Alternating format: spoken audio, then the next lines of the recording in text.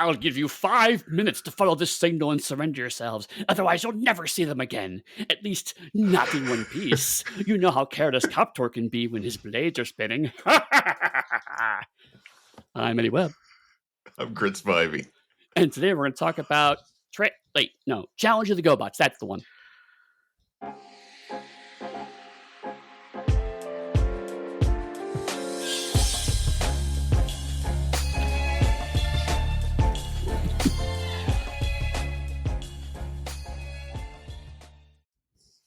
I admit I cannot do Crasher justice, but man, I tried. I just have two things to say to you, Eddie. Okay. The GoBots! As I listen to the theme song every time. That was just it. Yeah. After a couple of shows of lots of lyrics telling you what the show's about, very much that was the entire lyrics of the song. And just the GoBots, the GoBots, the GoBots, the GoBots, and the end, GoBots. Which didn't give me a lot to work with for quotes. It just needed to be catchy. That's all. And just re-shouting the GoBots in slightly different octaves really worked. Yeah. I mean, which is so. I mean, that kind of gets to the core of the show as a whole. And I think something we're going to talk about a bit is that GoBots have gotten a lot of hates historically, and some of it is valid, and we'll go into why some of that is valid.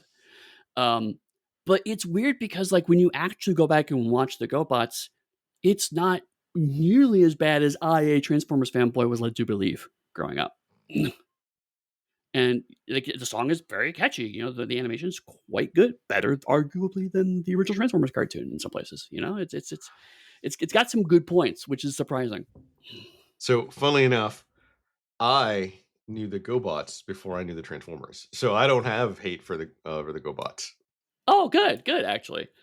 And it's interesting that you say that, because one of the things that has gotten lost to history is the fact that the GoBots came out first in every demonstrable way. Their toys were out a year before the Transformers. The cartoon aired 9 days before the Transformers. They were the first people to get an animated movie out before Transformers, 4 months ahead of them. So, like, GoBots were always just ahead of the pack. And so you're right. For a lot of people, GoBots was their entry point, but also specifically, the toys were always much more budget friendly, right? And I think that's where some of the argument comes from, because there is, and I would argue still is, a bit of classism associated with it. Because if you're a kid who couldn't afford the big, nice metal Transformers, your parents got you GoBots because they don't know the fucking difference, right? And as I think I've said before, I grew up in Alabama, dirt poor, raised by a single grandmother. And so we didn't have money. Like, I don't think we had air conditioning in Alabama until I was maybe 12 or 13. So there was no money. There's nothing. And they bought me a few GoBots, and that's what I had for, like, my transformable toys. And I knew the cartoon better. And not only that, GoBots, unlike Transformers, was from the jump more inclusive. Like, just from the cast of characters, even the GoBots themselves were more inclusive than the Transformers. Yeah, I mean, quick checklist on that front. That the first episode has 3 black characters, 2 of which have speaking lines, more than one speaking line, actually. 2 of them actually are characters, which is more than the entire run of the Transformers. They also had a female villain in the first episode, which Transformers did not get to until 12 years later with Black Arachnia and Beast Wars. I mean, they even had a female GoBot by, like, the second or third, a female, what do they call it? Guardian by the second or third episode, who was Pathfinder, who was one of the toys that I owed that my grandmother bought for me. Right, and neither of them were obviously femme presenting. They weren't pink. They weren't girly. They didn't have the typical female heroine things, which get RC fails on pretty much all of those fronts in Transformers the movie. Although, amusingly, there are some better female characters in only one episode of the original series before Transformers the movie, but that's supporting cast. They don't really count, right? And even when RC didn't transform just in like a standard vehicle type, if I remember right. It No, she was had a a more future pink car thing. unlike Crusher, who is like Crusher's by far my favorite character on the entire series. 100%. Okay, good. We're on the same page. Crusher is fantastic, right? She is awesome. She is very interesting. She has a psychotic laugh. She has some of the best lines in. That's one of the reasons I used her as the. That was her quote at the beginning. She has some of the best lines in the whole show. Crusher is Yeah. amazing. Just even though that she's a female character, she's also just genuinely a good character. Even if it was a presented male character, I still would love Crusher. But the fact she's female is even better because like all of the renegades are like, "What the fuck is wrong with you?" You know? Even Coptor and is like, "I'm evil," but Jesus Christ, Crusher. and Crusher has the best thing, like the foot stomp that shoots out the lightning Yep. bolt that hits people. It is almost a shout back to the comic origins of the Hulk when the Hulk would foot stamp and it's so strong that it cracks the earth to get rid of villains. It is a almost duplicative form of that you see except with energy. Yeah, and that's another thing that this show has, which is interesting. Those two things. One, well, there's lots of things, but the two I'm thinking of right now. One is that everyone has a superpower, right? Every single renegade or guardian that has more than a handful of lines has a superpower. Um, Eddie, yeah, Eddie, what's Turbo's guardian. superpower? What's Turbo superpower? Apparently getting the shit shot out of him.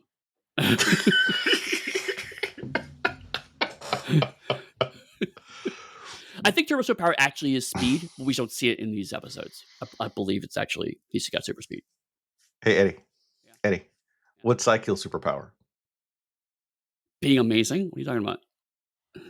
No, because I'm agreeing with you on most Right. of them have a superpower, but there's some that you think don't that we didn't Well, see so far. right, but it's more ubiquitous than Transformers, right? Transformers, they're like a weird handful of people have superpowers, but it's never explained why Trailbreaker has a force field and why Windcharger has magnetic powers and everybody else just has guns, right? It's very unclear, very inconsistent.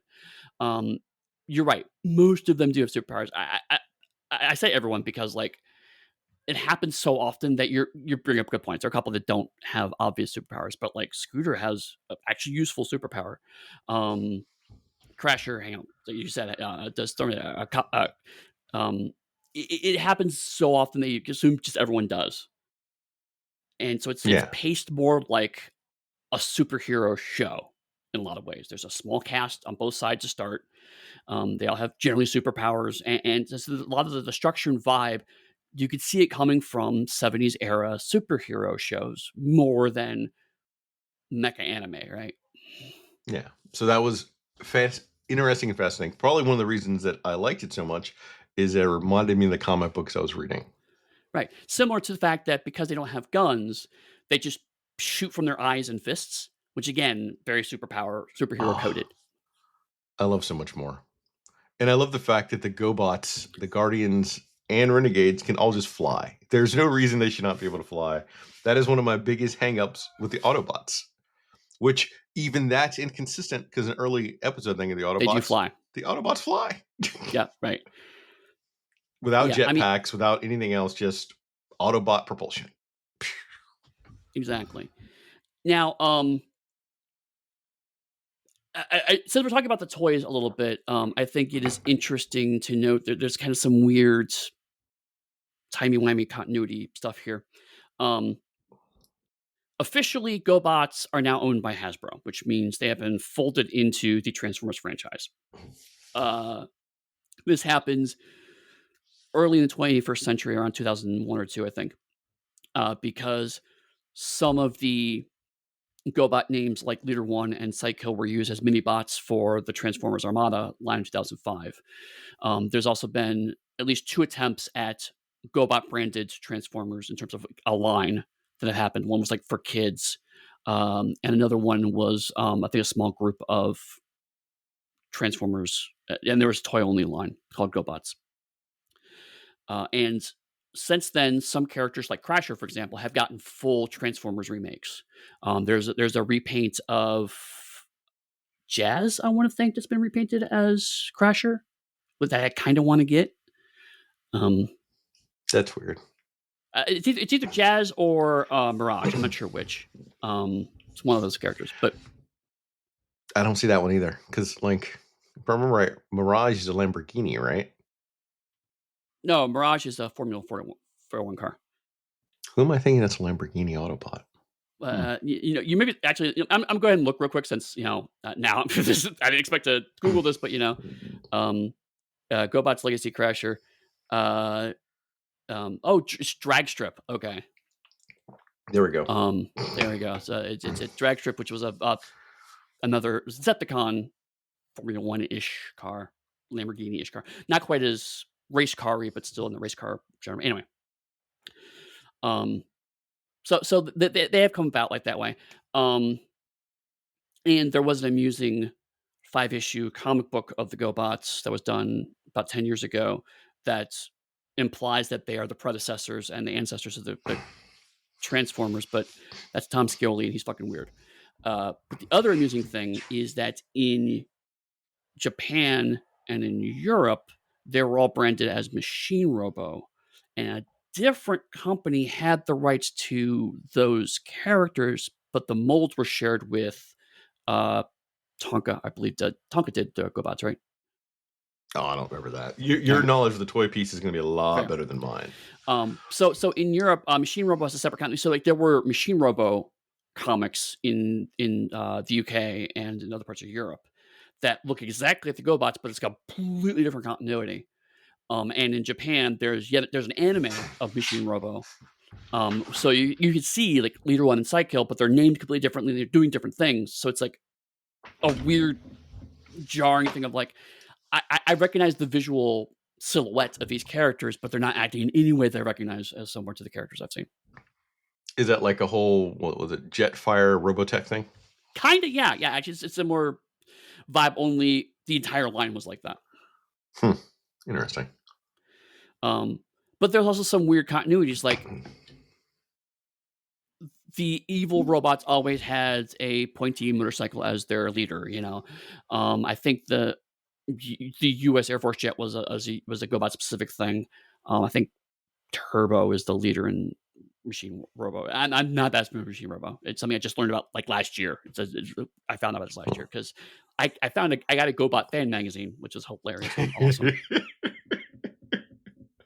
I'm not surprised. Right.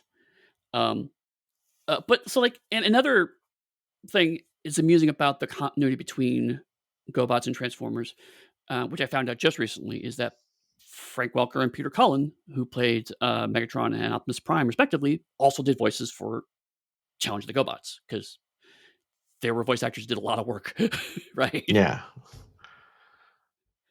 Do you But it's know who they played? Frank Welker plays Scooter, actually. So imagine Megatron saying those lines. And Peter Cullen did a lot of the backgrounds, minor renegade characters. So amusingly, they actually flop factions. Like Peter Walker did mainly the good guys, and Peter Cullen did mainly the bad guys. That's how you keep it fresh, though. That's how you keep Right, the kids guessing. right. So it was just fascinating, like how much overlap there is in this whole false binary of GoBots versus Transformers. Uh, uh, uh, it doesn't really hold up, you know. And so if we approach this, it's tempting to look at this kind of like Mask, where it's like, oh, they tried so hard to be GI Joe, but it's not really true. It's no, these people were in front of Transformers, and there are some things we can argue they made missteps on, and it's definitely a different tone than the Transformers cartoon. But I mean, you could really see a world where we're celebrating the 40th anniversary of the GoBots, not the Transformers. Yeah, that'd be fascinating. And big thing for this though is that the humans were integral for the GoBots movie, like the GoBot Yes, things here that we've seen. Unlike Transformers, where they were secondary, right. they are primary cast members, and it's just not like one human; it's humans. It's super interesting for me watching it because I'm so familiar with various Transformers continuities that there are a lot of later Transformers tropes that you see mirrored in Challenge of the GoBots, right? Because having an entire cast of human characters that are all coming from a quasi-military organization that are ostensibly supporting it with one evil renegade, that's a lot of like Transformers Prime. That's a lot of Transformers Armada to a degree.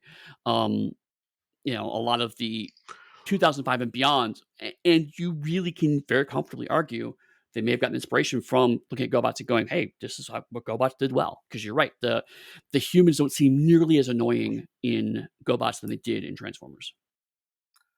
And I guess for me, it could be because they are primarily either young adults or full adults that have careers and at least a skill set vaguely associated with them versus Spike. I think for original Transformers, it's Spike, right? Yeah, Spike, who was maybe a construction worker and maybe had a dad somewhere.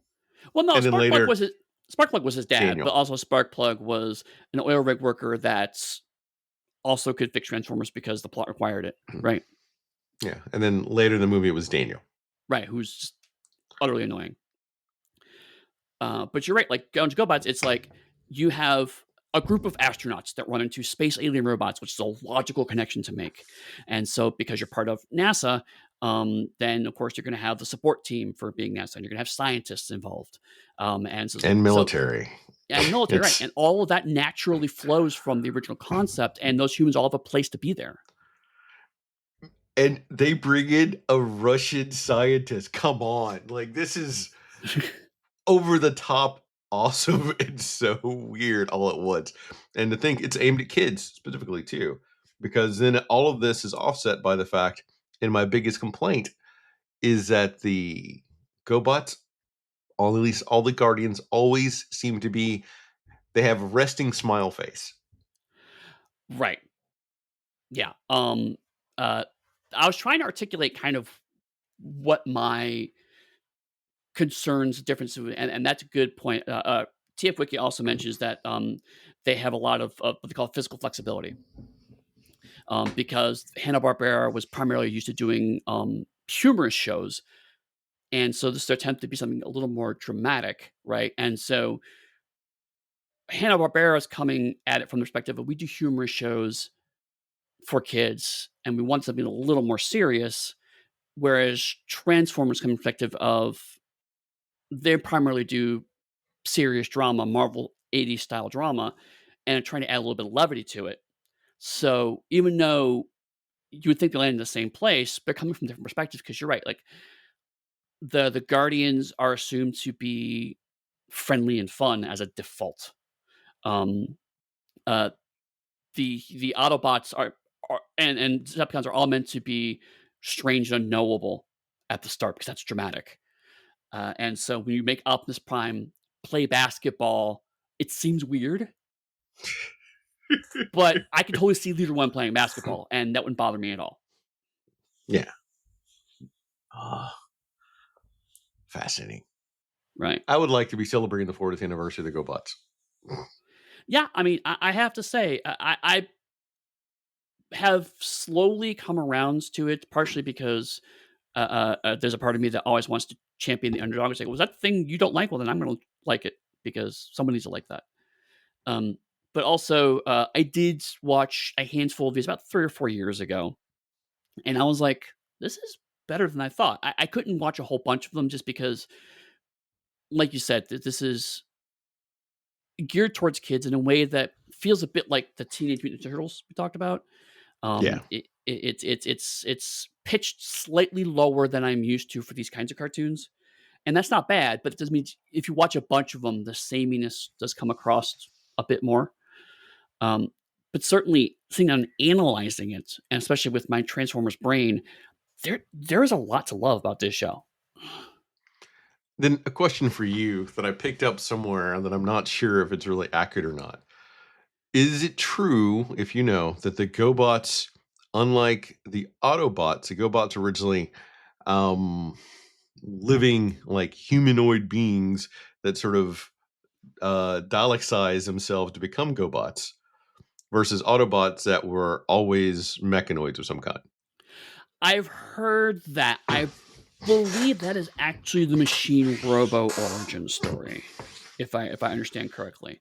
That ultimately they were cyborgs. They became cyborgs and eventually just became living robots. Whereas the Transformer origin story initially is just I don't know, shit happens, I guess. Like literally, the very first page of the first comic book, it talks about naturally occurring gears and pulleys. So it's like robots just evolved like all living beings, and it's just like I have so many questions right now, and they just traditional Marvel 84 fashion kind of just like, yep, whatever, we're not going to engage with that. It's like, but talk about this. Um, and then they were constructed by Quintessons, and that became a whole thing. So I think uh, the GoBots were, yeah, they just were cyborgs that kept cyborging until eventually they just became more or less robots. Okay. I kind of like that origin better, though. Yeah, and it goes into some of the handful of minor problems that add up, which is that it's a really interesting concept that the show is in absolutely no way interested in dealing with.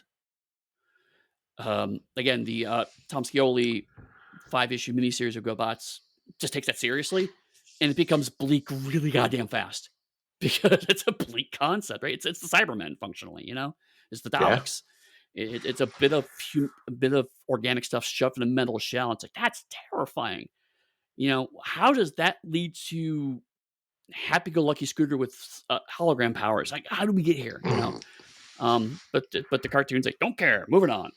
Um, Somewhere like Gobotron is basically just two chunks of a planet that's barely held together, and it's like there's been a war on Gobotron, and here's like 20% of the planet is left, and it's like I have so many questions about that, and it's like nah, it's just Gobotron. That's just how it is. Like, but no, what?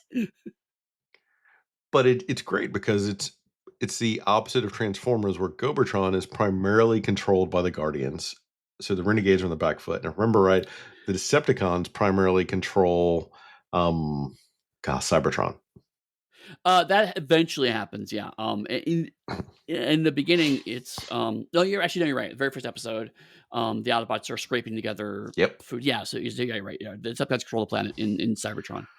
I was thinking like comic continuity, which is a bit different. I know But that yeah, you're right. changes later on when, like, at least when Hot Rod and stuff is there and everything else, but Right. But again, yeah, with GoBots, the whole vibe is basically again superheroes in the sense that the renegades are functionally supervillains. They break out of jail. They're having heists and crimes. They're trying to take over the world. But ultimately, the status quo will capture them and shove them back in jail again. I don't know. That's probably why I like it so much. Awesome. So out of curiosity, which do you remember which GoBot toys you owned? I know Pathfinder. I think I also owned, was it Blaster, who turned into a thing that shot missiles, and 2 others. Oh, I I think I didn't know owned Blaster was a GoBot. Oh, I neat. think, that's me being fuzzy on that one. Fair enough. So but I remember Pathfinder was my favorite, so hands down. Right. Okay. Out of the current Guardians that we have, we know that Crusher's your favorite Renegade. Who is your favorite Guardian? This is the answer I did not think I would say when I started watching this, but Scooter, weirdly enough. Because I was like, okay, Scooter. I mean, we'll talk about this a little bit in episode 1, but like Scooter is very clear positioned to be you're the annoying sidekick character. We've talked about this trope in the last couple Yeah. episodes, but he's actually useful and does his job reasonably well. And so it's like, wait a minute, I'm not used to this level of competency in my comedy sidekick characters. What is happening? Okay, how much GoBots do you remember?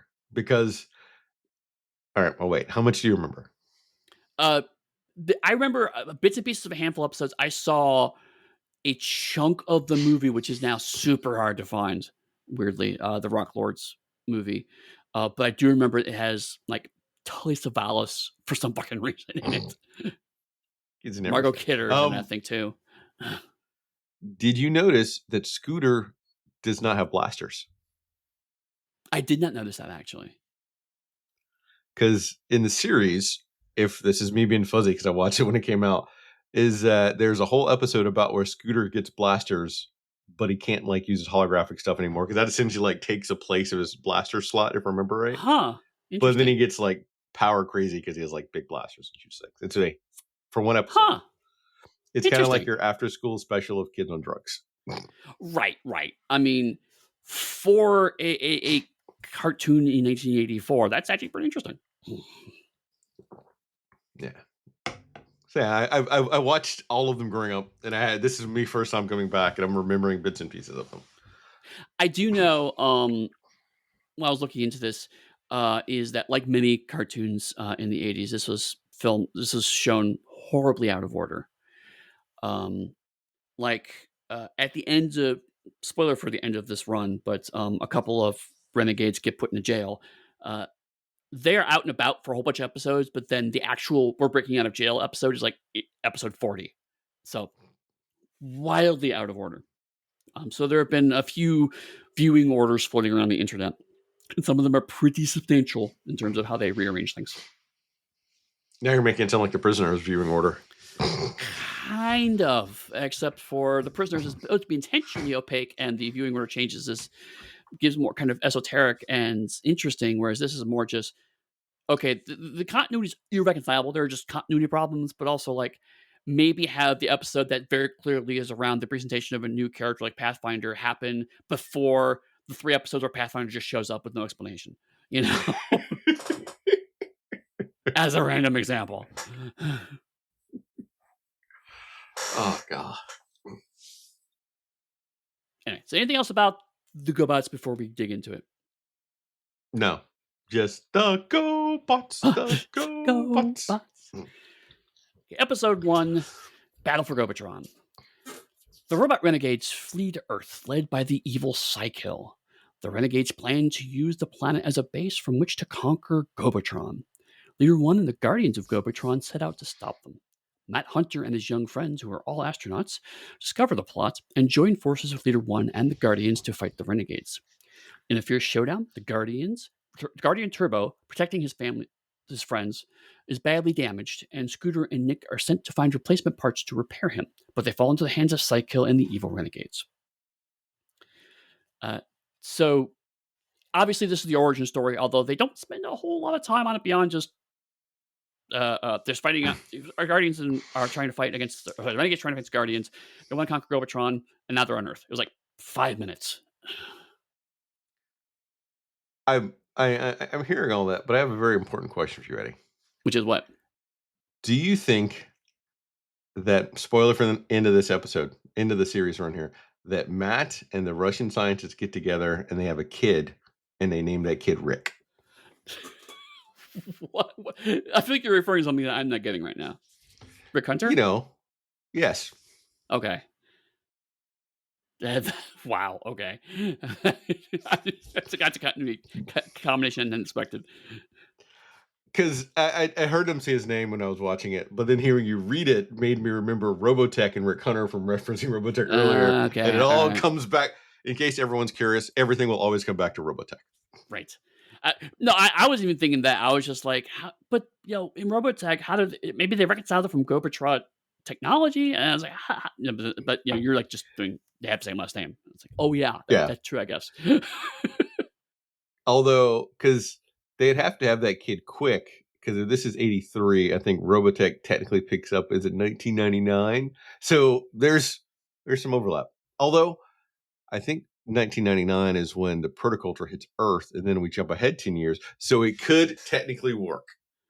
Or, maybe Matt Hunter had a previous marriage. We don't know. Nah, I don't like that as much. She's not on screen. Fair enough. But pertinent to this, you're saying. I like the fact that we get to see Gobatron so much. Yeah. I also like and I'm amused by the fact that the show is relatively toy accurate. Like the way that the cars and robots change are pretty consistent with the way their toys work. But the problem is their toys are basically just robots laying down. So it's not hard to do that. Like even when like Turbo's jumping over somebody, you can see his face like right under the car. Like they're completely not hiding these facts. But that is so important in episode 4 that they do this. And that's all I'm going to say to episode 4.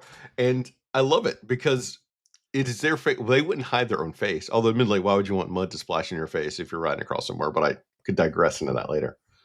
Right. And so like it's fascinating because in the Transformers, they really try to hide the fact that they want to get to the cool car, the cool vehicle moment, and they try to kind of hide the imperfections of the toy to sell that fiction on the screen. For good and bad reasons. With the GoBots, they just don't bother, but it's not laziness. The fact that, like you said, their faces are visible end up to be relevant, and they incorporate that into how the characters interact and work with each other. Yeah. And the other thing is those I'm trying to think of it, trying to remember what it was like as a kid, that if I essentially see my toy on screen doing that, does that make me want to go and beg my parents to buy more of them? Because I'm seeing my full representation of my toy, not because I can have Optimus Prime. But Optimus Prime, his big ass like trailer doesn't just disappear. I have to disconnect it, then I have to move it Right. around. Compared to this, where I just get to see it and it's the exact same. Yeah, that's a good point because let's take for example Ratchet and Ironhide. The toys are very different than what they are. Um, there's a random shot of the Gobatron Council, and one of the Guardians is literally just has basically the top of a car as his fucking head, right? It's like basically you fold the hood down, you fold the back half of the car down, you pull some arms out, and that's functionally the robot. And so like literally the whole top of his head is just a car. And but that's the toy. You get exactly that. And so like the Transformers like, no, let's make them look really cool.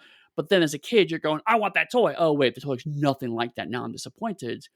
Versus you going, I got this toy. It's just a car folded up, but I see a car folded up on the screen, so that's cool, you know? Yeah. And as we're talking about it, specifically the transformation scenes, I'm more inclined now to believe this human origin story that went from like humans to cyborgs to full blown GoBots because they're already Earth based vehicles on Gobatron versus Right. Transformers who crash land. They had to have someone scan the area and then imprint those vehicle shapes onto them. Right. Right. And that really is one of the areas where the GoBot shows propensity kind of just go, yeah, whatever, just fucking go with it. Um, is the yeah, Jeep Creeper's a Jeep. Why? Because he just is. You know, we're not going to explain why these aliens have forms. And the show seems disinclined to ever really explain that. Um, I could see a continuity where like these are humans from the future that have evolved in this space and started taking on vehicles that they remember from their ancestral memory, and then when Psyche sets up the beam, it's actually goes through time as well as space. I mean, blah blah blah blah. There's ways you get around this, you can explain it, but at this first episode, all it is just there's a F1 jet flying around a fucking alien space planet because reasons. Thing is, though, if we're going with an evolutionary idea for them, these vehicles would have been what they were using way back when. So it's coincidence that they landed on the exact same Right, tech right, level for right. that when they got to Earth. It's never at least the Transformers like, oh yeah, no, we scanned to gain these new forms. So it's like that is a point where it's like, okay, they're thinking about the mythology here, right? And I think that's one of the even the first episode, you kind of see the big difference between Transformers and GoBots is that the Transformers kind of start with the mythology, and that's actually true. Like they went to Marvel and said, "Here, a bunch of toys come with the mythology," and the show built from that 8-page mythology they wrote. And so the mythology came first, which is good in some ways and bad in others. Where the GoBots are like, here's a bunch of fucking toys. We want them to fall into these factions. We want them to do these things, and the show has to hit these bits. And so the show is 100% committed to that direction Yeah. and isn't interested in explaining how we got there, which again is good and bad. Like uh as a good example, in this early part of the episode, uh Psycho goes by a big cage, and we see glowing yellow eyes, and this is Zod. It's like a slight idea that Zod is this giant, scary monster that the Renegades have access to. And the show, like, why do the Guardians have a giant robot monster? Who cares? They do, and that's fucking cool.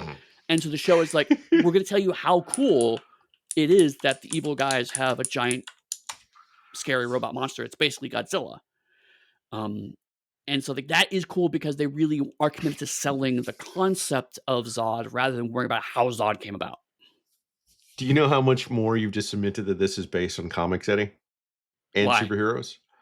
Zod. Oh yeah, Literally, this came out in '83 or whatever it was. yeah, Superman was fighting General Zod in the '70s. Like, you yep, yep. literally have almost direct comics correlations with this series. I have a lot of Zod references in my notes. I mean, I'm gonna probably not give them all, but there's Neil before Zod is certainly in here somewhere. Yes. Ah, love it. um, but Why also, oh god. why is Odo running around in this show? I don't remember Odo being a voice actor back in the day. Oh yeah, yeah. He was in this, wasn't he? He Maybe wasn't known as Odo then. He would have been known as probably as the counter, the antagonist of Benson in that TV show. Benson. right, right. I forgot his name. Aubergine, right? Yeah. Yeah, this is one of those shows where like uh, they had a lot of people who were like on the cusp of breaking out, and Transformers case like 9 days before they broke out. But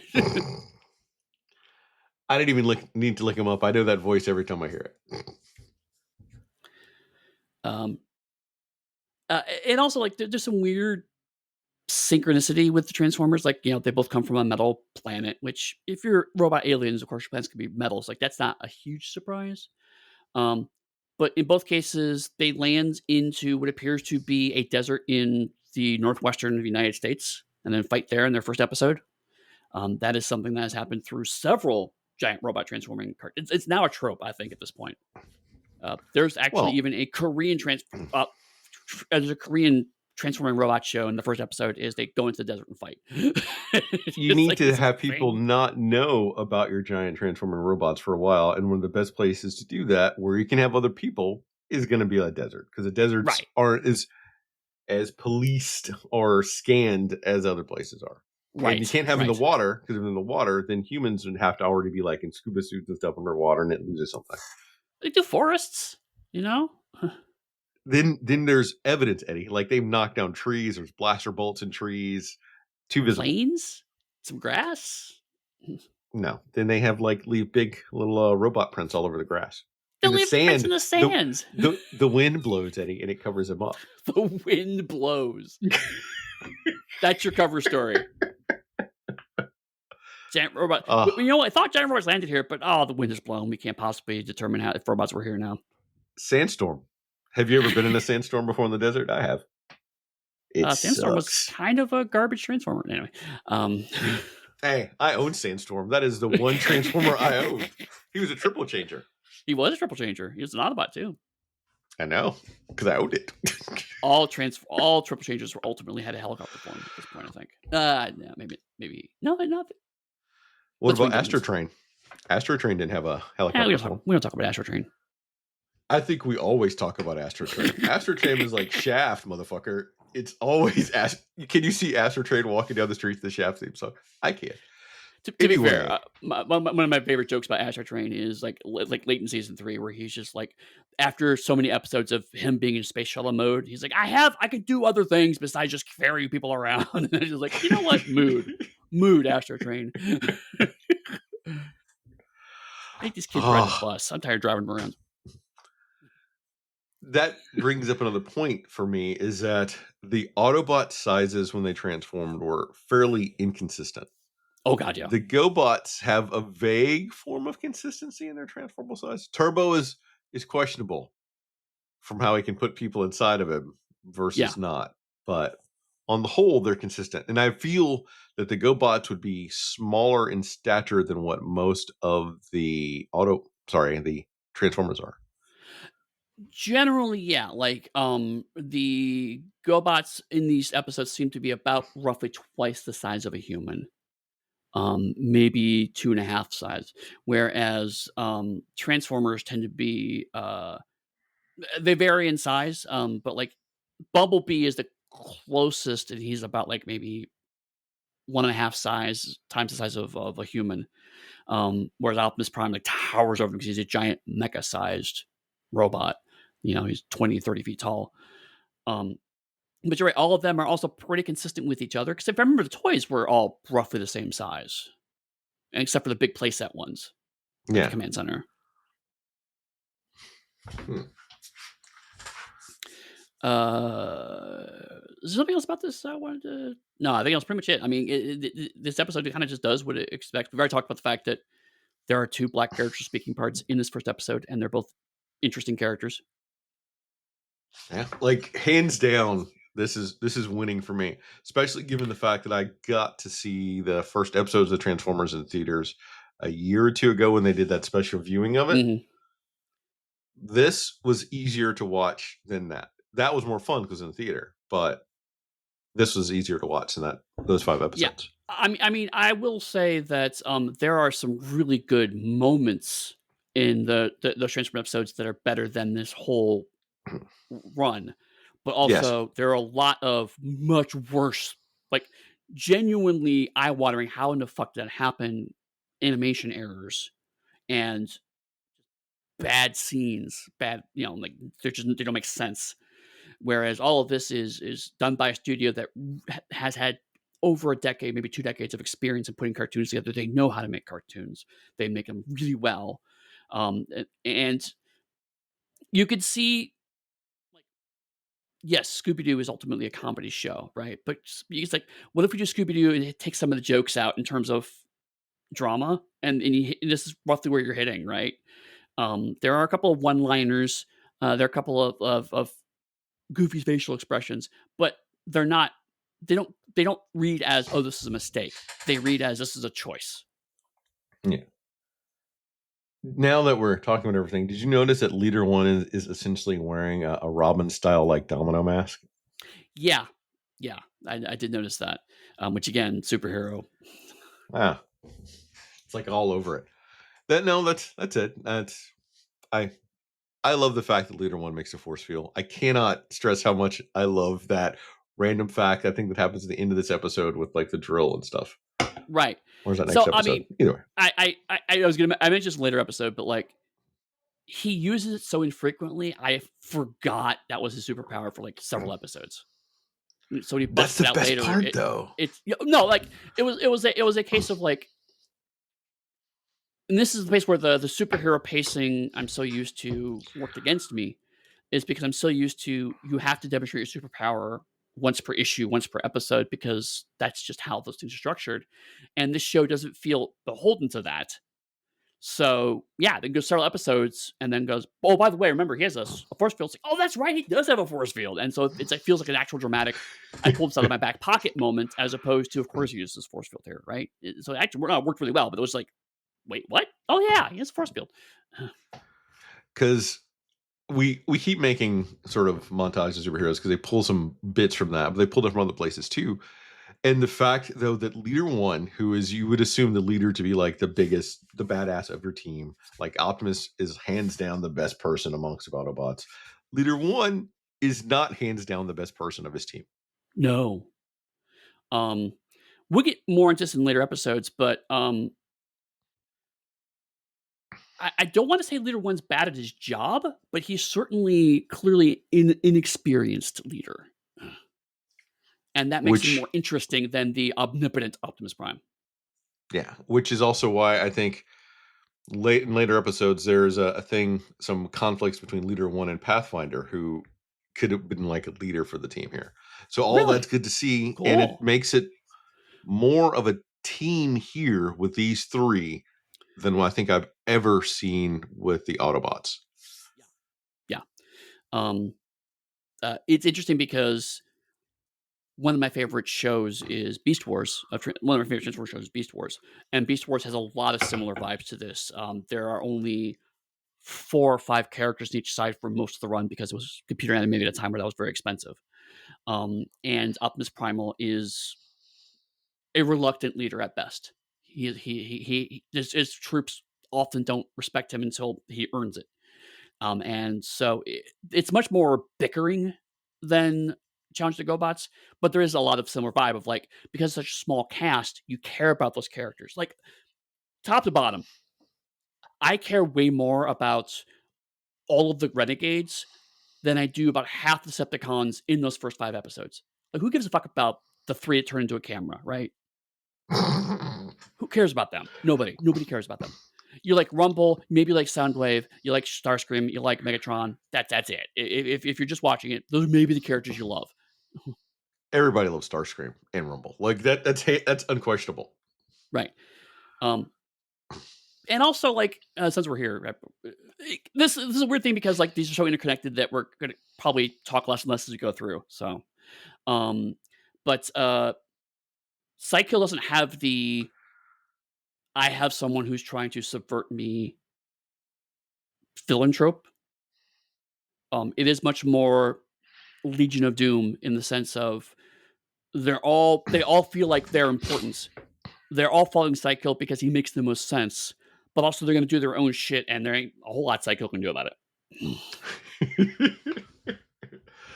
Other than occasionally berate them. Right.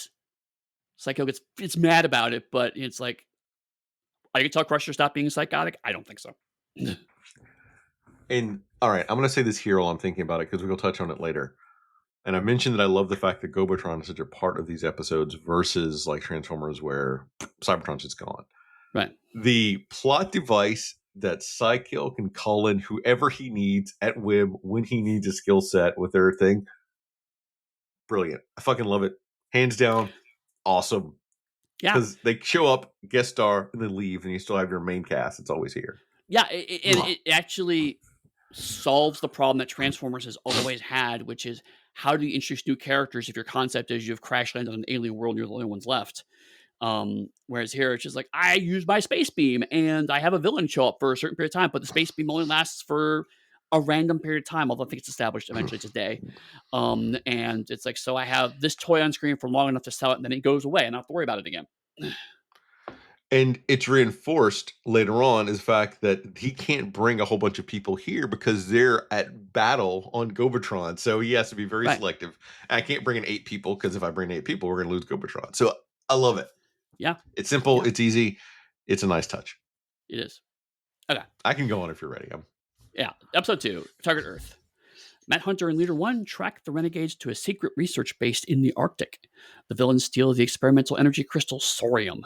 Confronted by the Guardians, the renegades unleash the monster Zod, who traps our heroes before Psycho causes the mountain they're trapped in to explode. All right. This is Leader 1's force field, which the reason that I was going to say that he doesn't likely use a force field often is that he can't attack. So you have a choice. You can either defend or attack. But for a leader, it works better that he can protect all of his troops by having something that does it. Right. The other thing that I didn't think about until you pointed that out is all of the Guardians have powers that are either defensive or infiltration in nature, whereas well, to be fair, we only see one character with superpowers to start with, which is Crasher, which is aggressive and offensive. So the Renegades have powers that are their weapons, whereas the Guardians have powers that are protective in some way. Yeah, and like Coptor can throw his rotor blades at cuts through things. There aren't a lot of physical weapons other than that in the series. That's true. I guess that would be superpower. Then would be like his that's blades. his superpower. Yeah, that's you. We go in. And to be fair, like his blades turning into a sword, which turns into a chopper thing, is fucking cool. It just is, right? And of course, a helicopter can do that. But the thing is that the show's like, no, this is his thing, so we're gonna make him do lots of cool things with it. And like that's smart. Let him do scary, cool things with it. Operates like a sharp boomerang of death sometimes too. Yeah, yeah. And this episode cements why Crasher is the best because like her very first, she meets humans. They capture a bunch of humans. The first thing he says to him is like, "Greetings from Gobotron." And I'm just like, I fucking love you, Crasher. Oh, and that voice actress though brings that character to life so unbelievably good. well. Oh my god. Like Coptor is kind of the dour, taciturn, evil villain, but over time, it's like okay, that's his thing, and so he leans into that a bit more. But like Psykill is just evil British guy, which is a trope in the 80s. And so Crasher's like, okay, I have to up my game. And she just steals the scenes every time. Over time, this balances out, but right now she's just like, I'm amazing. And it's like, yes, you are, Crasher. And the laugh is fantastic. Oh god, I can't do it justice. The thing is, though, I've given these episodes a lot of compliments. One of the things is that it is built how the old G.I. Joe episodes were for their movies. It is Right. action, little bit of progress, action, cliffhanger. And that is why the plot just goes, do, do, do, do, do, do, and it's done. Right. Do, do, do, do, do, it's done. The other thing I like, because we're already seeing episode 2, right? Like, we're 2 episodes in, and we have a surprisingly nuanced political situation happening here. Because Transformers, you have either humans love the Autobots, or occasionally humans hate the Autobots because Decepticons have done something weird. But at the end of the episode, the humans will love the Autobots again, and that is the totality of it. And also, there's a throwaway line of, and all of the governments work together, and that becomes a weirdly ongoing thread of like, all countries more or less work together unless they're a country that the U.S. obviously hates, and then of course they're all villains. Here we have, not only do we have Eastern Bloc woman who's legally not Russia, it's always referred to her as she's from the Eastern Bloc, but she is here, and so there's some Cold War tension in regards to that. But even inside NASA, there's bureaucracy versus continuity. How do we relate to the local police versus the military? How Matt doesn't care about any of that shit, just wants to do the right thing. It's not Sorkin or anything, but for an 80s cartoon, there's actually a lot of interesting. The humans have different viewpoints in a way which you just don't see in these kinds of cartoons, and that's fascinating. Eddie, this is like Sorkin. It's not Sorkin in West Wing. It is Sorkin doing sports night. And you say Eastern Bloc, and maybe they didn't call her Russian yet, but by the end of it, they say that the what was it, like Siberia wants you to come back home, or wherever it was. So it establishes her, Right, and right, Matt right. calls her Russian, I think, in an episode. So you know that she's there with that very Right. bad fake accent. No, it was just a weird omission that, like, it's very clear what we're all saying, but for some reason we're not saying it here. But then later on, they kind of accidentally say it. So like, yeah, it's like we all know what you're saying. Just say it's Russia. And I'm sitting and I'm wondering now, because Psykill essentially drops a mountain on top of the GoBots. Right. Do you remember when Secret Wars came out and the villain, was it Magneto, that dropped a mountain on top of the Hulk? That would be 1984, although I think the comic would have come out later than this because first of all, the issues came out very late near the end.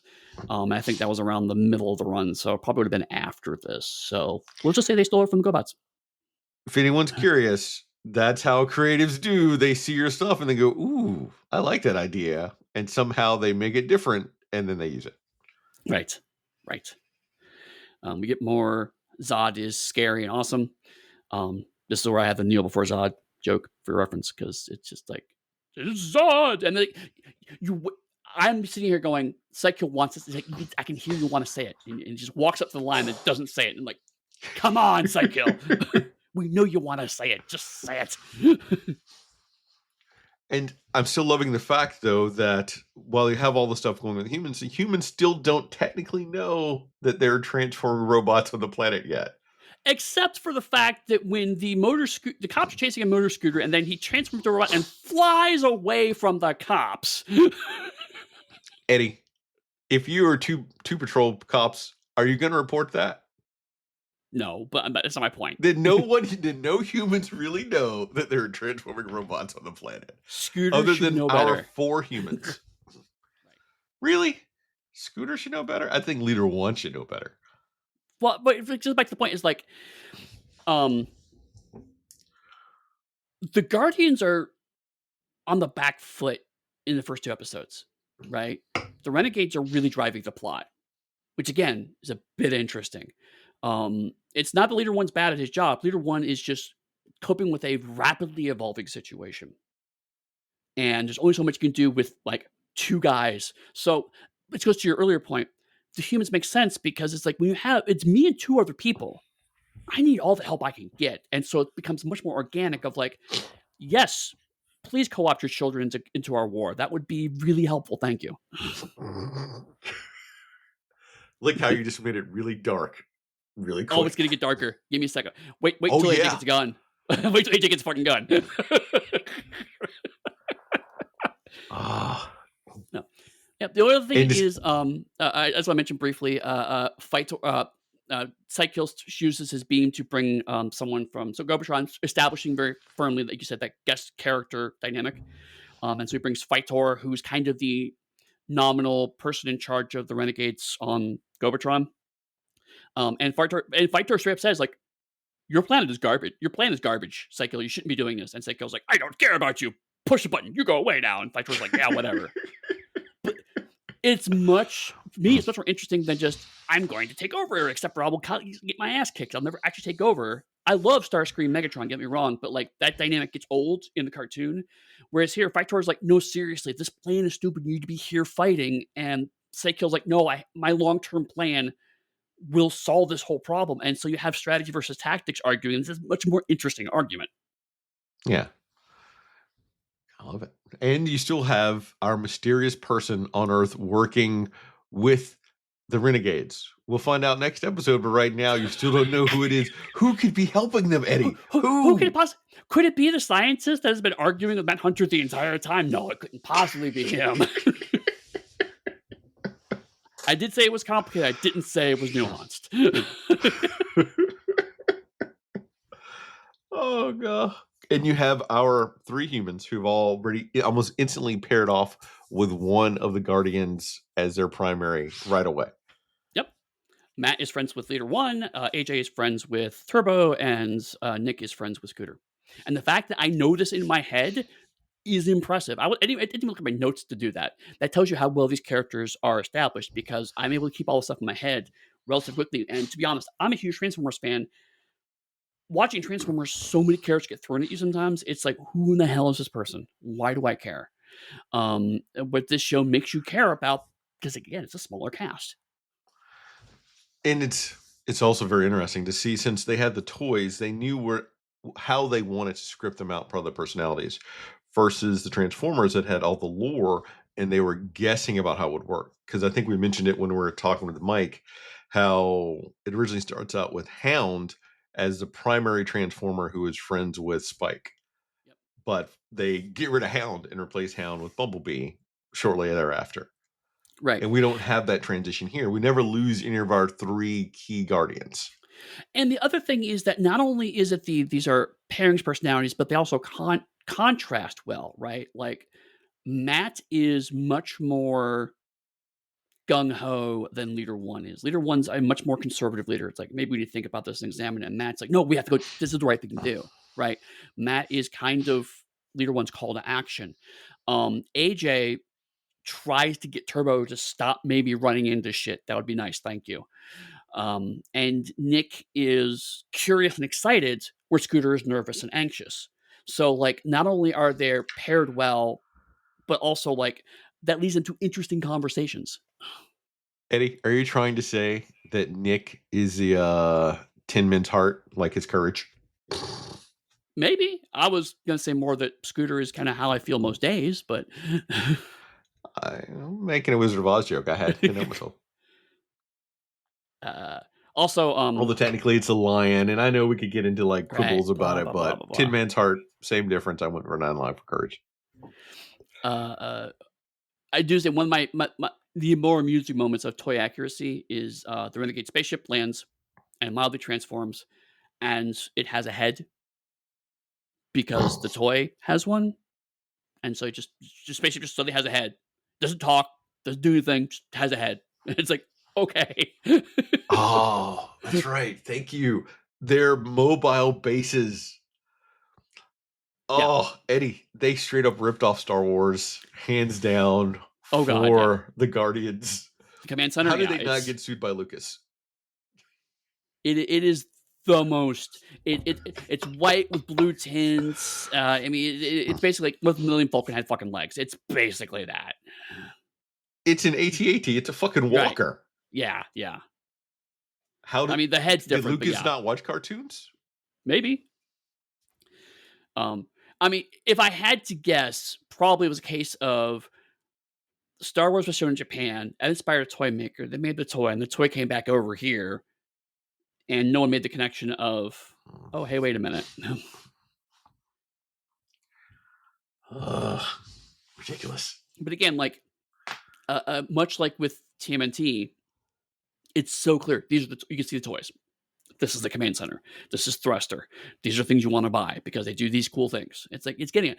But the nice thing about this, and something we didn't talk about much with TMNT, is that they're working these toy things into the story. Right? It's not just Mask was more like, let's have a cool fight scene because we have to show off the toys. This is like of course, the command center is going to come in and land because that's how the GoBots travel long distances, and the humans can't fly while they're in their flight forward. I mean, it's like you need a command center to move them around. And then and something else you don't see very often is then the renegades fucking steal the command center in this episode, and there's like it's ours All right, now. I think we're ready to move on to episode 3. Right. You've already moved on a lot further. Okay. Uh, episode 3, Conquest of Earth. The Renegades take over Cheyenne Mountain military base, and Psycho activates his mind-controlling pulsar generator, which takes control of all the humans. Trying to escape the zombified humans, Leader 1 is wounded and is about to receive a final fatal blast from Crasher.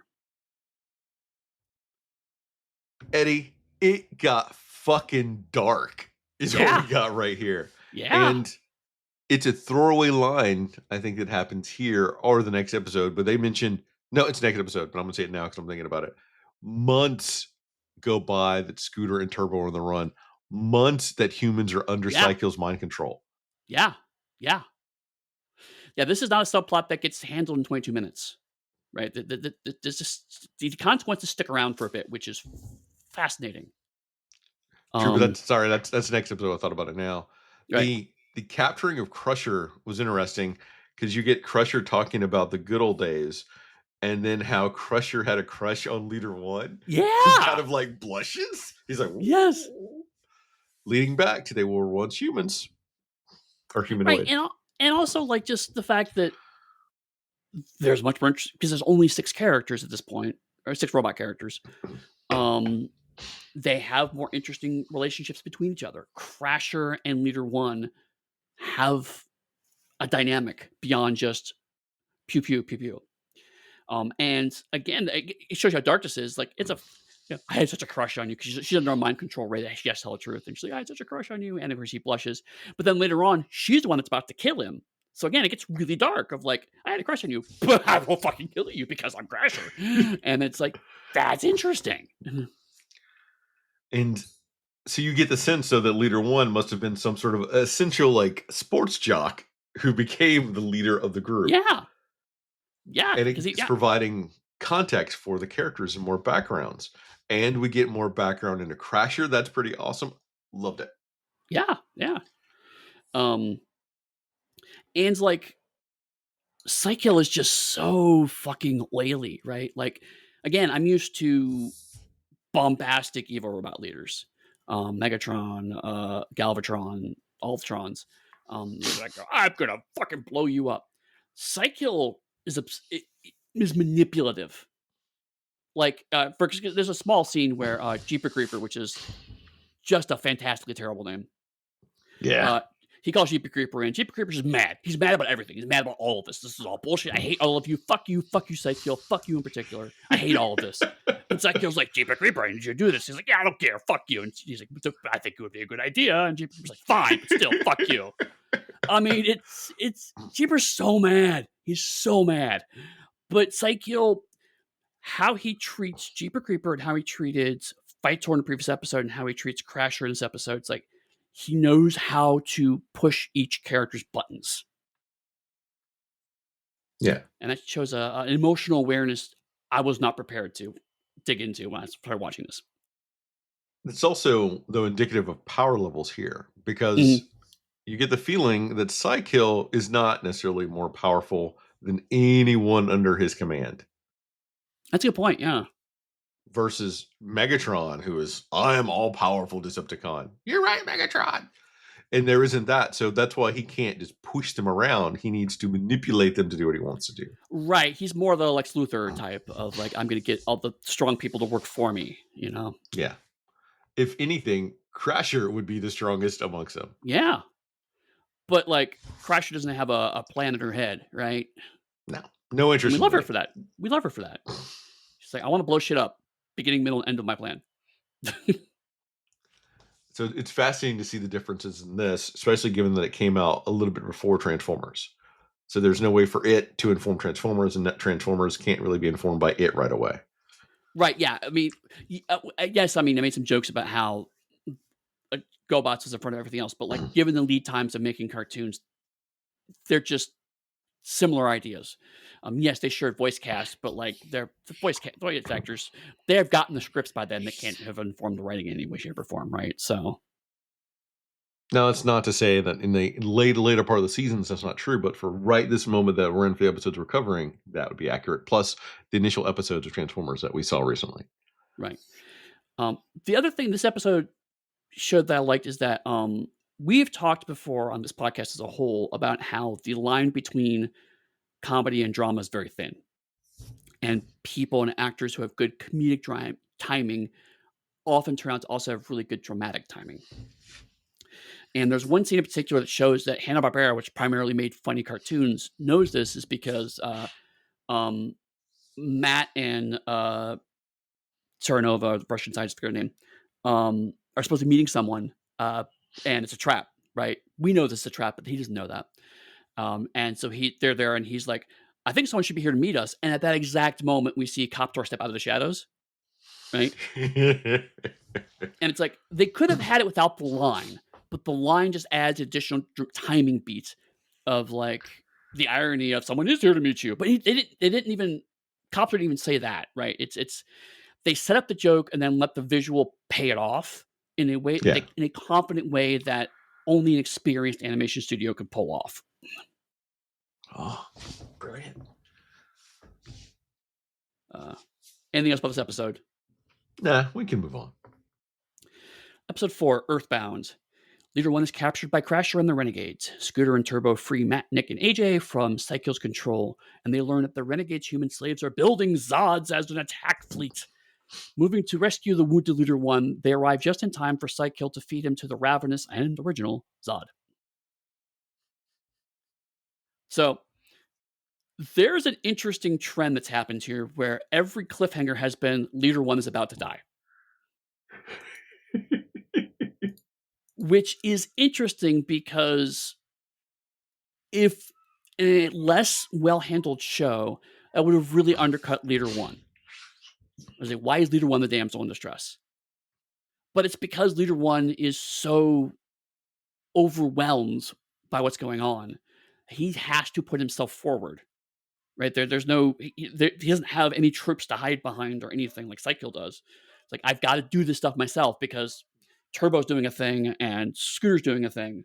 So he puts himself into the most dangerous situations. So it comes across as heroic, even though every single episode is, and then Leader 1's about to be fucking killed. And it does filter back, though, that Leader 1 has a force field that he could use to protect himself for some amount of time. Right. So it is also a tactical piece to it that Scooter can make illusions. Turbo has no superpower, Eddie.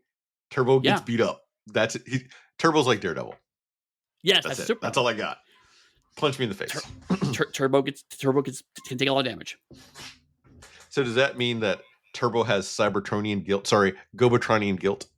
Gobotronian guilt. Yes. Right. Braxis has now revealed himself to be evil. And that's a shallow cloak to hide under. Right. No, seriously. It's like, oh no, what a surprise. Braxis is working with Renegades. But what I love is that because for 3 episodes, Braxis, we learned about Braxis and we learned about Psycho. So now we're at a point where Braxis and Psycho are actually talking to each other. And so they're both going full over the top, right? They're both just hamming it up. But because we've had time to get these characters to this point, they're actually like interesting bouncing off each other. They're not just tackling villains.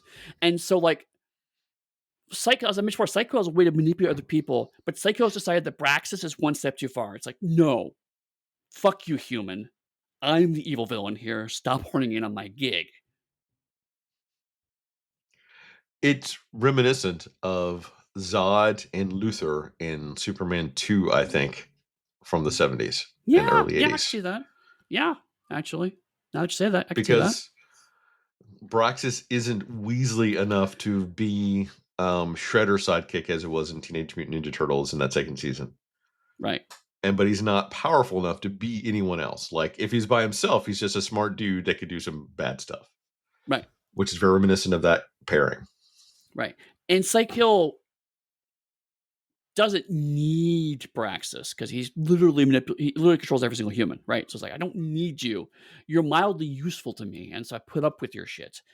But you don't have the power you think you do. And this is when we get the drop that the Guardians have been on the run for months. And it's Yeah, obvious from like the scenery that we get of like cities that are in disrepair, the sheer number of fake Zods they've built up to this point. right. So I have a very, very hard question for you, Eddie, because I was watching Yes. it and it's fun and it's entertaining, but it's not, engaging my analytical brain. I'm curious, if all these humans are mind controlled, does that mean that they still need to sleep? Do they need to go to the bathroom? Do they need to eat? Are they doing any of these things? And if they're doing these things, does Psykill then have them all do it at the exact same time as like one big unimind? You can poop now, humans! And then everyone goes and poops. Just a shower. Eat your vegetables, humans, because it's a kids cartoon, so they have to eat vegetables to reinforce that. Is that what happens? Why are you asking me? I'm not a master of renegade science. You have to ask You Braxis should that. know this. You should know this. Surprisingly, the larger GoBots continuity, of which there is none, has not explained this. That was my But thought about the whole episode. I mean, but interesting. Another thing that I thought was kind of a cartoon plot hole, I realized wasn't, because I write notes in order, and I don't usually go back and edit my notes. And so like when Turbo and Scooter are on the run, it's like the cops just have laser guns. Like pew pew pew pew pew pew. And I was like, how do they have laser guns? But then they mention we've been on the run for weeks, months, and they're building Zods. So I'm like, well, then of course they can make Gobatronian weapons, right? Yeah. And those, as far as I know, stick around because this is a time also where cartoons can depict realistic violence. So we talked about this a lot with the X-Men cartoon, where like everyone has a laser gun because reasons. But at least this one, it's like, well, because we were controlled by alien robots for about a month and a half, we now have access to laser gun technology. It's like, okay, that actually kind of works if you don't think about it too hard. And we get the reason why it's important that they have the exact same features for all of the GoBots as the toys do, because Leader 1 uses that to defeat Zod by essentially turning Zod off by pushing the power button. Bloop. Yeah, that happens next episode, yes. But he literally stabs him in the tummy and pushes his little belly button to turn him off. Yep. Do you want to go ahead and read the next one so we can do a full wrap up? As I'm prone to talk about both these together, just from the Leader 1 To be move. fair, yeah, again, they all blur together because it's basically one long movie, right? All right, so real quick. Episode 5, The Final Conflict. Leader 1 escapes by tricking Zod, also to crushing his head into a car crusher before stabbing him in the little belly button. Turbo, Matt, and Dr. Turganova resuscitate Leader 1 while Scooter, Nick, and AJ sneak into Cheyenne Mountain to disrupt the planned invasion of Gobertron before Leader 1 and the rest arrive to disrupt Psycho's plans. The Renegade Leader abandons his allies while Crasher and Coptor are captured by the Guardians. So, yes. I mean, one thing that in that fight with Zod is that Psycho looks genuinely, or sorry, it's Leader 1. Sorry, Leader 1 looks genuinely scared of Zod. Right? Yeah. Like he has full facial, oh my God, I'm going to die look on his face at one point, which again looks a bit goofy, but the whole show has been doing stuff like this. So it looks goofy in isolation. If you take that screenshot, it looks goofy. But if you're watching the whole show, it feels very natural. Like, of course he's terrified of the giant monster. And Leader One has been showing a wide range of emotion through all of this because, again, he's a real full fleshed out character and not just your dad in robot form. We know that how powerful Zod is because they've teased Zod throughout different parts of it, and both Turbo and Scooter at full peak and potential were running away from Zod in utter fear when he came out after them. So we keep getting glimpses of how powerful it is. And Psycho talks about Zod likes to play with his food, Yes. which is another reinforcing how intelligent and dangerous Zod is. Also, the joke of Zod literally eating cars in a junkyard is just funny, right? It's like he's so ravenous. Psycho's talking about how ravenous Zod is, and then in the background you see Zod just eating on a car, going, and it's so funny. And it's just like, of course he eats cars. Yes, 100%. I completely believe this. It's wonderful. And we get Turbo again getting beat up. Eddie, what? Why? Like That's a that's all superpower. Turbo's got. Ugh. He takes a licking. He gets his ass beat. That's what he do. What I also want to point out that like we're in episode 5. I mentioned back in episode 2 that the Renegades take control of the command center. It's episode 5, and they still have control of the command center. They have stolen this thing for months. So not only are the Guardians on the back foot because all of fantasy against them, but also they don't even have their base during all this time. Just shows how resourceful Turbo and Scooter are, that they've been on the run for months and not been caught. And then they come up with a way to reverse it. Right, because they can disguise themselves as a scooter with a giant face on it. He can make himself look like Psykill. He can do all sorts of things with that projector. Of all of the people, of all the characters that I could pick at, the thing is that his power is literally, I can look like anybody, so I can't really argue that. And also it does solve the problem that a lot of Transformers cartoons have, which is like, how do you emote when you're in vehicle form? Right? Mm-hmm. And so Scooter can do that because he has a face. The inconsistency, though, is they all seem to be about the same speed. And that's weird. Right. Yeah, I mean, of all the inconsistencies you could have, that's a relatively minor one. Yeah. I mean, you could say that Turbo is just kind of slowing down to keep Scooter, but also like, if Scooter can go even half as fast as Turbo while Nick is on back of him, it's like I have so many questions about the dangers of that. Because they didn't have seatbelts. Right.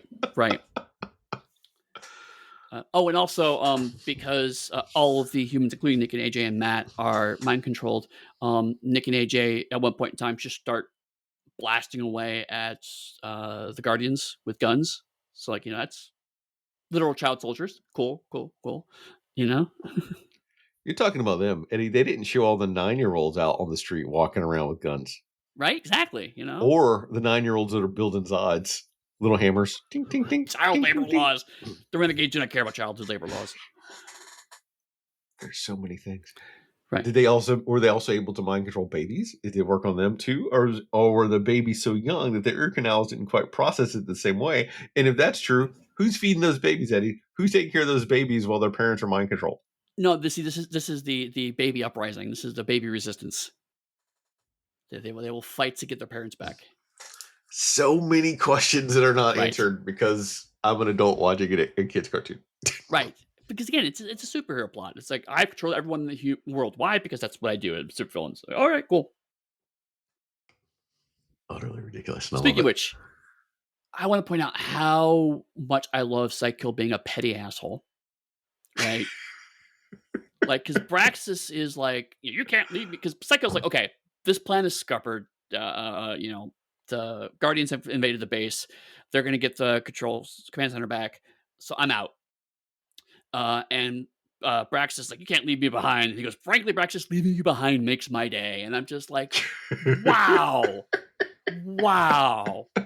That's fantastic. He feels genuinely bad to leave Coptor and Crasher behind, but the human, whatever. He says that, but then he says then he's out, and he'd leave everyone. That is a horrible, horrible leader on every level. Right? No, totally. It's like he's a villain, and I get that, but like, it's interesting that he at least deludes himself into going. It's like it's like he says, "Coptor and Crasher, I'll come back for you," and it's like, but will you really? Whereas Megatron would just be like, whatever, as long as I'm around, the Decepticons will go on because he's a cult leader. And whereas Psychill's like, I'm on my own. I don't have means to hide behind. That's frustrating. I don't like that. And we are ending with all the humans going to Gobatron with the Guardians and a love story to Yeah, boot. yeah, An international love story at that. yeah. With kissing and all. It's everything. Everything you could possibly want in a kid's Unbelievable for cartoon. an 80s cartoon. Yeah. My big annoyance is we had talked about how the really cool dynamic of the Guardians and Renegades fighting on Gobatron as kind of a backstory to explain things, and yet there's a throwaway line by the Guardians of like, "Oh yeah, we've captured all the Renegades, but if Psychill's invasion of Zods happened, we're all doomed." So like the war between Gobatron has just ended off screen, and it's like a different line would have just made that perfectly fine, right? It's the we're now afraid of the Renegades, and now they have Zods coming, so we're going to lose the war completely, But instead, it was like, nope, we totally won, except now we might lose. But now that the Zods are wrapped up, the Guardians have just won.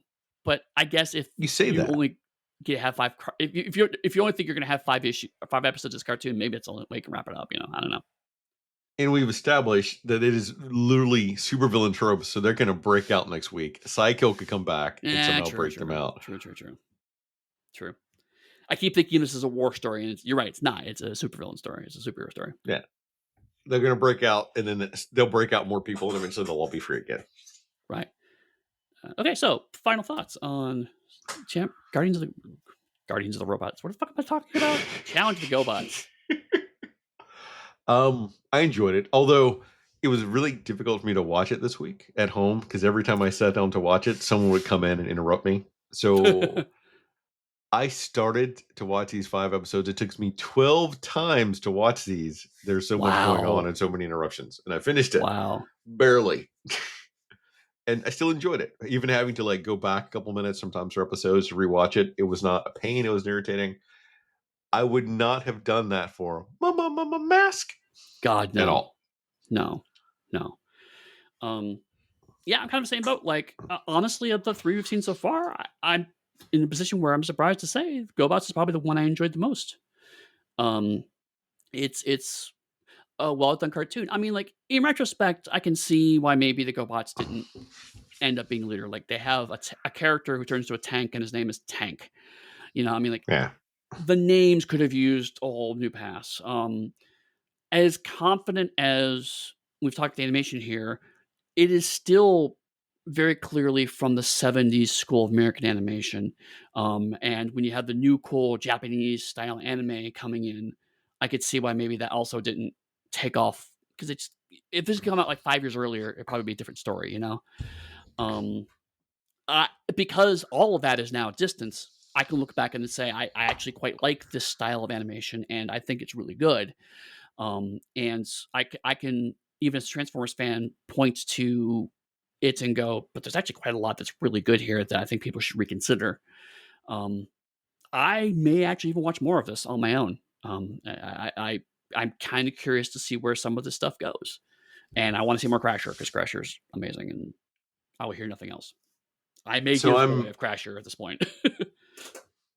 I'm in much agreement with you, although I'm willing to bet part of it is we mentioned like some of the rough patches for the Transformers first five essential episodes, but I think later on they found potentially more of their footing as they got more seasons and they Mhm. started to uptick, and I think the GoBots started to downtick.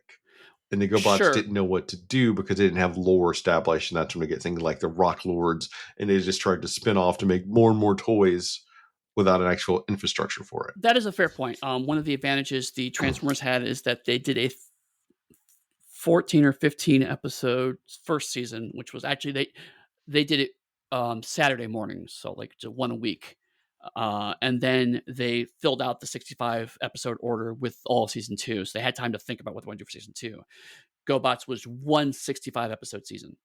So they went in with the concept. They had no time to iterate on it. And then occasionally new toys would pop in and they'd have to write scripts to account for that. But generally speaking, they just kind of hit the ground running. So yeah, it may fall apart near the end. Um, And rock lords are just dumb. I'm sorry. I don't care. Your robot turns into a rock. That's just not cool. And like another part of it is what you mentioned at the top of the show is there is an economic status associated with it. Yeah. That's why people in back in the day, for if there are kids listening, that you didn't want to be seen shopping at Kmart versus like a Walmart or a Target. So Right. you didn't necessarily want to be seen having a GoBot and your friend has a Transformer. It's like, Right. oh. Exactly. Unless you're So me and just didn't give a fuck, which most yeah. kids are not. And you know what? Probably for the Honestly, better. uh, I would be cool if if maybe um for the 50th anniversary, if Hasbro actually remade some of the GoBots and released some as toys, I would probably buy some. I think that'd be cool. But The GoBots, the GoBots. so if people, I'm sorry, Chris, the want to what? talk to you about the GoBots, where would they find you online? Well, before that, Eddie, I need to let people Oh, know what right. we're doing Sorry. next Yes. time. I got so excited And about wrapping it up. we're gonna jump next time to the Silverhawks. And we're gonna start off with season 1, episode 1 origin story. Gonna slide into season 1, episode 21. Hot Wings hits Limbo. And wrap it up with season 1, episodes 52 and 53. Sneak Attack, parts 1 and 2. Fair enough. All right. So now people want to talk to you, where do they find you online? You could find me on Blue Sky at darker_hue. You could come to my Patreon, Harlem Unbounding, and where I'm still prepping for. I don't know, we're recording. I'm either prepping for a con or I'm prepping to write something, or I'm behind writing, which I should be writing, but I'm not writing because I'm podcasting with Eddie. What about you? That's pretty much all my life. You can find me at pugsteady.com. That's my website with my stuff. You can find me on Blue Sky there, or you can find me on the Darker Hue Discord. Probably bitching about Doctor Who because that's all I do anymore. I feel. I don't watch it anymore, so I don't have anything to complain about. Yeah, that's it. I'm bitching about the fact that I don't watch it, and for none of the reasons that people online say they're not watching Doctor Who, just because I don't like it. Well, Uh, if I say I'm not watching, I'm really not watching it. I may go back right? and watch the old school Who's, which I do because Yeah, they're totally, pop up on TV, and I've exactly. got a shit ton of Blu-rays with them old stuff. Anyway, you're not here to hear me But talk about but Doctor but Who. We've before already you talked watch about it. Doctor Who, we'll see you next time we watch Silverhawks.